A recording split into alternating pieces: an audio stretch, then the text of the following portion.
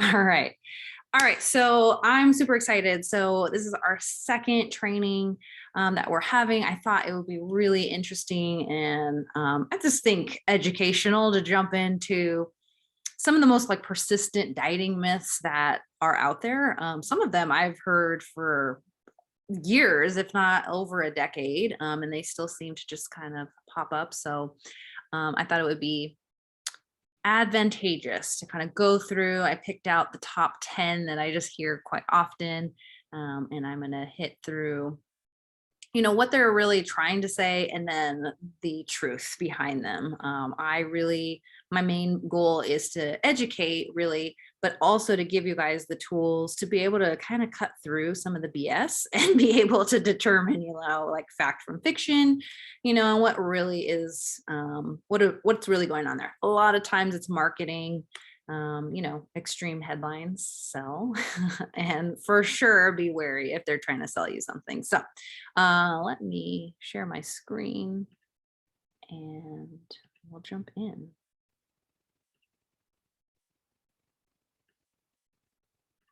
Okay, so I think we're good here. Oops. There we go. All right, so top 10 common dieting myths. We're going to go through each one, what they're trying to say, and then give you the truth behind that. And I hope you walk away not only just with a better understanding of what's really being said there, but then second, at the very end, I'm going to go ahead and give you my action steps. I always want to leave you guys with actual things that you can put into practice. So make sure to stay till the end and get my my advice for all of this. So, all right, let's dive in. All right, so first one, gosh, this is one I have heard for a long, long time. So eating small, frequent meals increases your metabolism. Now, the idea is that if you're, causing your body to have to like digest food multiple times a day, like the more we can do that, the more fat we're going to burn or the more calories we're going to burn, right? Now, here's the truth. The frequency of your eating and even your meal timing, because that can be something that people talk about, is really irrelevant. It really honestly is, so long as your energy needs are being met. So think about that on both sides of the equation. For example, I could eat 5, 6, 7, 8 meals a day and still gain weight. If I am intaking more energy via calories than I am expending, then I'm going to gain weight. It didn't matter that I had all these tiny frequent meals. That did not stoke my metabolism. My metabolism is just taking in that energy and then using it or not using it, storing it, right? On the other end, I could eat much less. I could eat 3, 2, even 1 meal a day. And I could still, in that case, gain weight. I could overeat and I can also undereat, right? And so it's not about the frequency. Really, it's about matching caloric intake to your energy needs. And we'll get into a little more of that with some of these other myths. So there's myth 1, busted. All right. 2, calories are all that matter for weight loss. So the idea is that you need a deficit in order to lose weight. Now, I'm not going to argue with the fact that, yes, you do need a calorie deficit. In theory, that is true. However, in application, there's actually a ton of variables that actually determine weight loss. So if you ever work with me, this is why I will never immediately put you into a calorie deficit. In fact, for a month, 2, 3, even more months, I'm going to set us up to get into that deficit, but I'm going to put you through a restoration phase, right? Because there's so many variables that determine the rate and how you actually lose weight, right? It's not just about calories. Will I put you in a deficit? Absolutely. At some point, yes, we will go through a fat loss phase. Yes, you will be in a deficit, but that's not the only thing that matters, right? We spend, like I said, months preparing the body for that. If you didn't attend the last training, I talked about metabolism in general and what affects it. And so you can kind of go back there in terms of like what is impacting your metabolism. And usually it's stress in all forms. And so we work on that and lifestyle and all kinds of things to set you up for an effective fat loss phase where we will use calories, but it's not the only thing that matters, right? And anyone who's tried to diet multiple times will tell you the more times they go through a diet, the harder it gets, right? And that's because adaptations are happening and you can prove to yourself that calories are not all that matter, right? With that. All right. Let's keep going. I could do a whole training on that, and maybe I will. Okay, 3, eating specific foods makes you fat. Gosh, not only does this drive me nuts, I get it because I've been there, right? Thinking that fat makes you fat or carbs make you fat. Rice, potatoes, eggs, whatever. I mean, there's a long list of foods that get demonized and specifically get blamed for making people fat. Now, the thing is, can we get fat off of eating a lot of fat? Sure. Or carbs, or right? Absolutely, right? But it's not that it's the specific food that's causing weight gain, right? Overeating anything can actually create a surplus of energy, which we will then store as body fat. I wish I had pulled it up, but if you have some time, there's a study where a guy basically went on a Twinkie diet and he lost weight and all he ate was Twinkies. Now, the point in that was to say it's not about the specific foods, right? And I am not advocating for Twinkies in terms of like for weight loss, but it's not a health food. Obviously, it's not bringing much to the table except calories. And yet he was able to lose weight. And why is that? Well, he was obviously in a deficit, right? Now, the thing is that is that a good strategy for losing weight? Well, no, he felt terrible. His health declined during that time. It wasn't sustainable. At some point, you will get sick of Twinkies.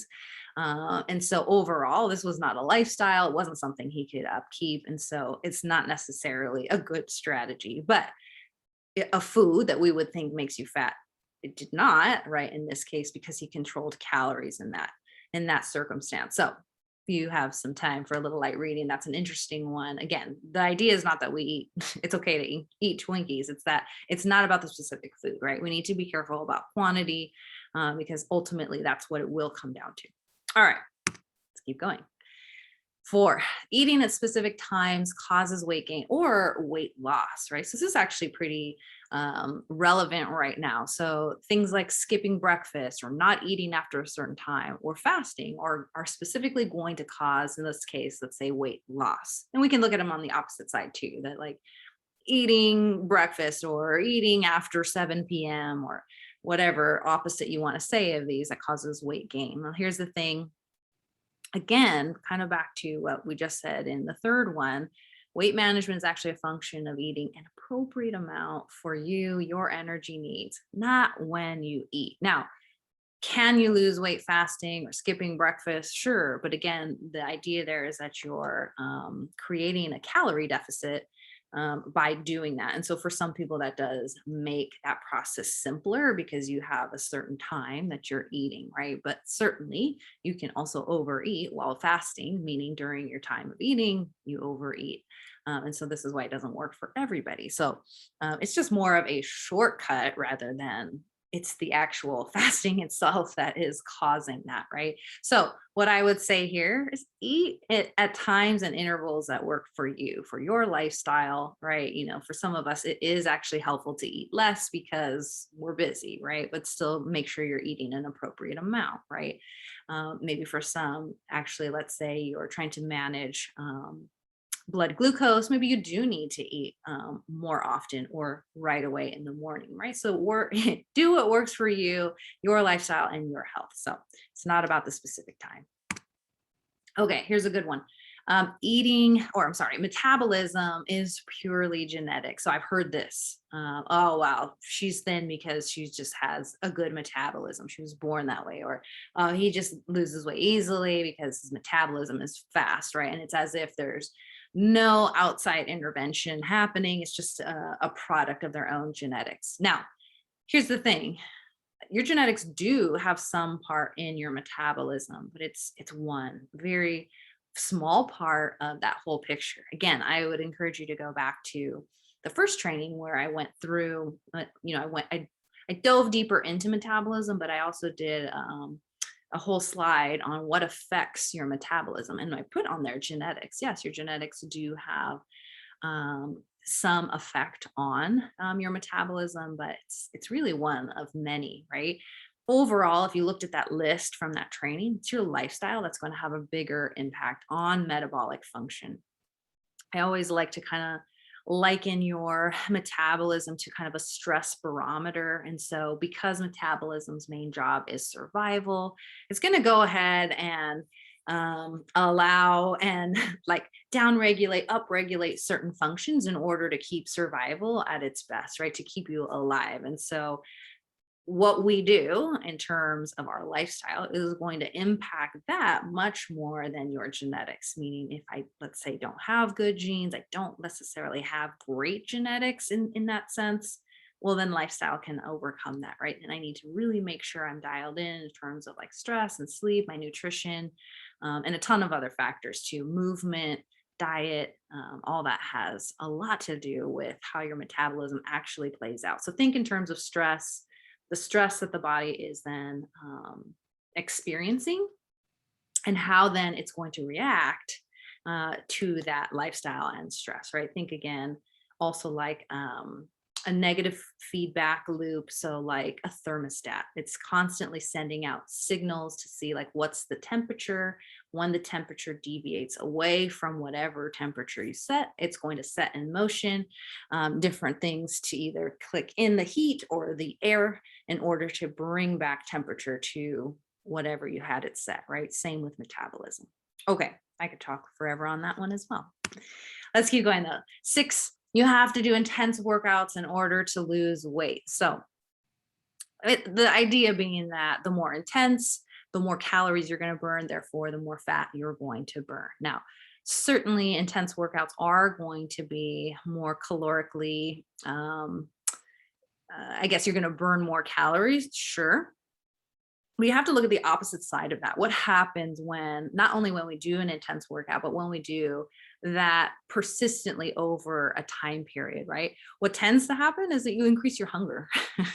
And that, that should not be surprising, considering if you're going to output a ton of energy, well, then the body's going to ask that you then replace what you are outputting, right? Because again, the body wants to create balance, it wants to stay in this like homeostatic position where it's not deviating too far away. So when you start doing really intense work, it's going to ask for the energy to go ahead and recover and then allow you to continue to do that, right? So with that said, if all you're doing is increasing hunger, but you're trying to lose weight, you are just going to make that calorie deficit that much harder, right?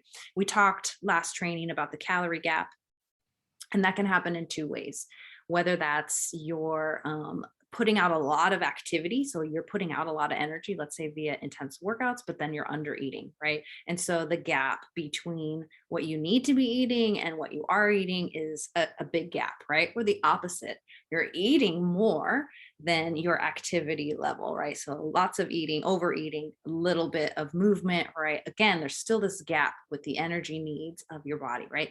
That is a stress on the body. So in this case, right, when intensity goes too high, what we're really going to do is just require more and more food in order to be able to manage that type of exercise and recover from it. So here's my suggestion is I definitely encourage exercise. I encourage movement, but I encourage it in a way that is not super stressful on the body, that's enjoyable, and that is going to make, let's say, if you're in a deficit, much easier. So for me, those are things like walking and standing and playing with your kids and doing chores around the house and literally just doing life on your feet rather than on the couch. So any way that you can just be more active in a more gentle way, in a more human way, like just be active, right, is going to actually be much more beneficial than these intense workouts. So I guarantee you, the mom that's running after her like 2, 3 kids all day long is always on her feet, is burning way more calories than you are in your like 20-minute HIIT exercise. And then you're sedentary the rest of the day.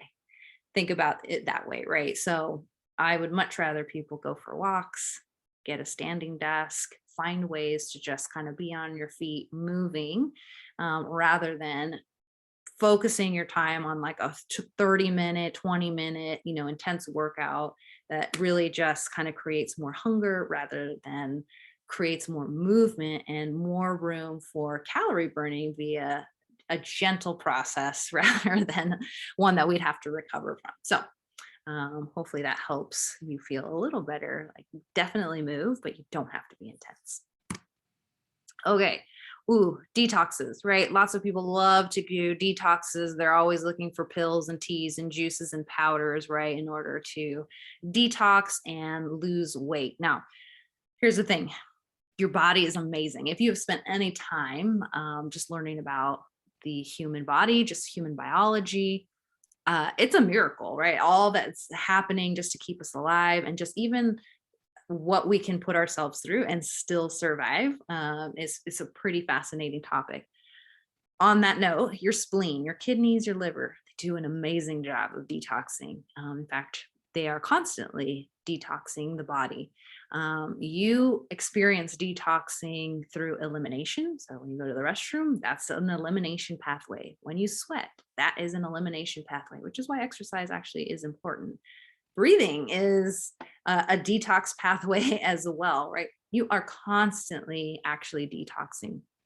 The only time I would say someone needs to do some special detox is if one of those organs was actually compromised. And in that case, you still don't need a tea or a powder or a juice. You need to go see the doctor, right? And they will help you support those organs, right? So the idea here is you don't need to detox. You don't need to even really help your body detox, although certainly, I guess, drinking water can be helpful in terms of elimination, but it's not necessary to burn fat. Your body is doing a great job of that without your help. All right. Let's keep going. Certain foods help you burn fat. So I'm sure we've heard lots of iterations of this, like grapefruit, cayenne pepper, apple cider vinegar, celery, cabbage soup, right? All these different things, they come around in different packages, even just fat burners, right? I mean, I could go to GNC right now and there's probably a whole wall full of just like fat burners, and usually they're filled with these types of ingredients.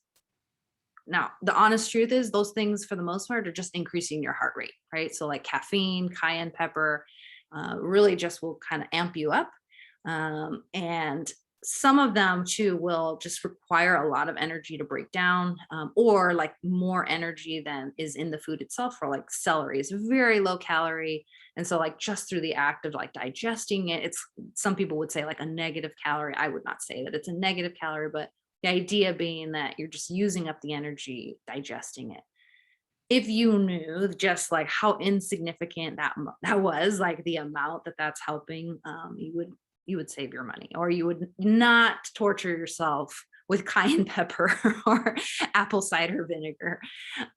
There's, gosh, I wish I had the study on me. Like the percentage that it actually increases fat burning is so insignificant. Like literally, you could just drink an extra cup of coffee and get the same effect. So save your money. These foods are not actually burning fat. You're probably just feeling super anxious because these foods are just jacking up your heart rate. So let's move on. All right, low fat foods are better for your health. So it is true. Fat does have more calories per gram than protein and carbohydrate.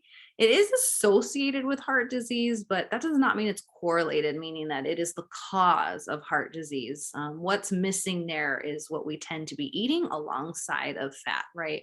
And this is not even parsing out types of fat, right? There's definitely healthy fat that the body needs, and then there's unhealthy fat that's more detrimental, right? And so the idea being that because there's this correlation and because it's higher in calories, that it's bad for your health. But the truth is that we need a certain amount of fat in the diet. And not only that, there are specific healthy fats that we need, and we need a variety, right? So we have saturated fat, unsaturated fat, monounsaturated fats, polyunsaturated fats. We need all of those in balance. And not only for your overall health, but specifically hormonal health. And so for my ladies out there, low fat is can be very detrimental because of the link between fat and your hormones. Now, I could again do a whole other training just on that topic. I'm going to try to keep it light here to just say like there is a minimum that we need to be getting in. Usually, like if we were to just look calorically, it should not go lower than like 20% of your diet.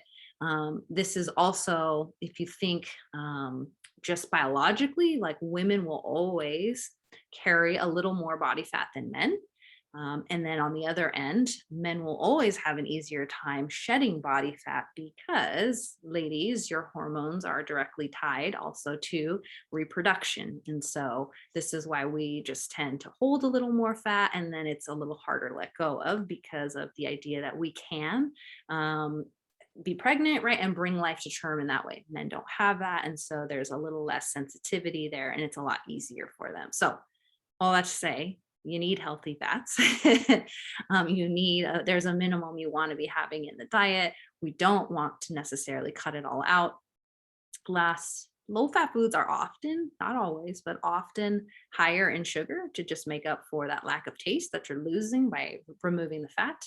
They're also generally highly processed, making them actually worse than their higher fat counterparts. Sometimes it's just eat the food. All right, our last myth, everyone should follow a gluten-free diet. Now, certainly over the last 5 to 10 years, the gluten intolerance has become more and more well recognized. And certainly if you have an intolerance or a sensitivity, those are different actually, then following a gluten-free diet is important and probably necessary just to your well-being. But here's the thing, only like 1% of the population actually has a gluten intolerance. Now, there might be a few more actually that have a gluten sensitivity. My suggestion always is find out for yourself. And so there's one really tried and true way to do that, and that's to eliminate gluten for a specific amount of time. I'd say 2 weeks is probably enough to just get it out of your system and then reintroduce it. And you will find out rapidly how you react to gluten. And there you will have your answer in terms of, do you need to be gluten free? Do you just need to lessen gluten, let's say, in the diet?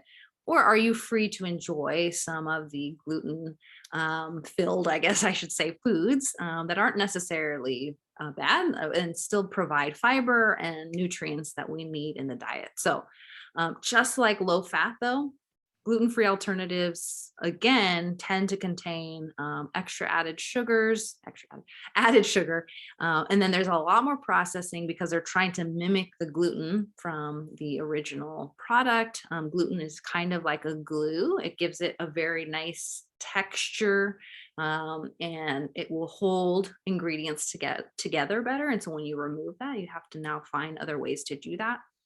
So all that to say, your gluten-free cookie is still a cookie. Your gluten-free muffin is still a muffin, and a lot of times are worse than the original one. I definitely went down the track of trying to find like a gluten-free bread I liked, and quite honestly, whenever I compared ingredients, they were oftentimes no better than just regular bread. And so, no need to like get too fixated on that. Again, please make sure, if you think you have an intolerance or sensitivity, figure that out. And then you can make a decision for yourself in terms of what's best for you.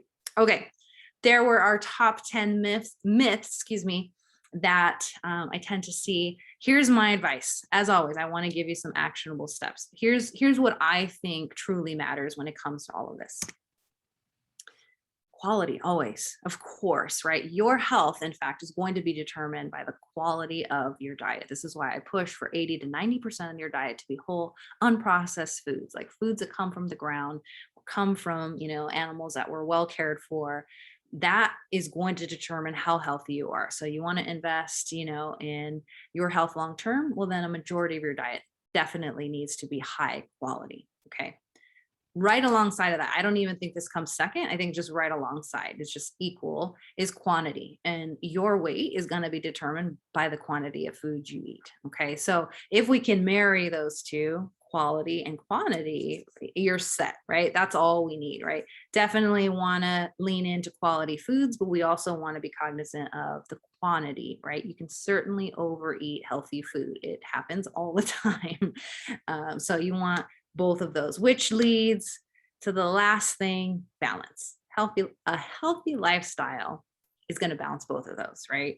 It's going to balance the quality, it's going to balance quantity, and it's going to make diet enjoyable for you, which means it's going to be sustainable, it's going to be long term, and it means that you'll adhere, right, with a lot less torture otherwise, right? So balance those two, and you are set. So as always, my advice, keep things simple. So if you hear headlines that just seem really outrageous, or they seem too good to be true, or they're being really extreme, probably means there's something more behind that, right? It's probably a gimmick, it's probably a marketing tactic. So keep things simple, and I think you'll do just fine. All right. Yay. Thank you guys. That's all I got for tonight. If you ever have questions, I am more than happy to connect with you. You can email me, find me on Instagram, find me on Facebook. I'll sit here for a moment just to see if you guys have any questions. There is usually a little bit of a lag, so I will give it a moment, but otherwise, thanks so much. I will have this recording in the group, and I'll also have a link if you ever want to see this again. All right. Thank you guys. Happy Monday. Bye.